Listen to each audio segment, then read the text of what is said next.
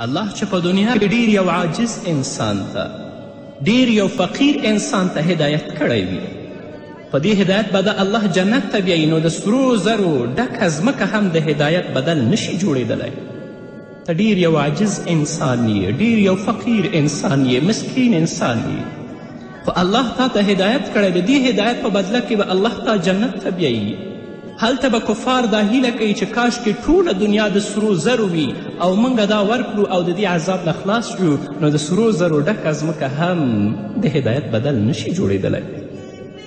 په دریمه سپاره کې په صورت آل عمران کې رب العزت څه فرمایي؟ ان الذین کفروا وماتوا وهم کفار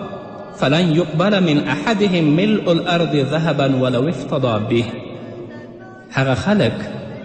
چې کافران دي او هغوی مړ شوي دي، وفات یې د کفر په حالت کې شوی دی،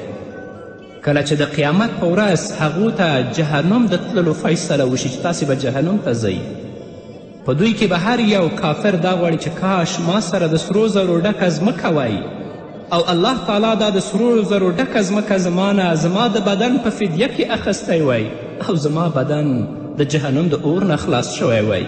رب العزت وایي فلن یقبل من احدهم، هلته د هیچ چا سره د دنیا مال او دولت نه وي، بالفرض که چا سره د دنیا مال او دولت وي نو هغه د چا نه نشي قبلیدلی.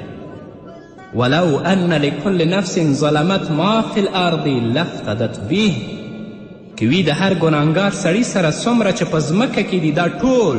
نو ور به یې کړي په خپله بدله کې چې زه د الله عذاب نه خلاص شم، خو هلته به چا سره مالم نه وي، بل فرض که چا سره مالم وي نو چې دا ځمکه ټوله د سرو زرو ډکه شي بیا هم چې فدیه یې ورکړي د الله د عذاب نه به نه خلاصیږي.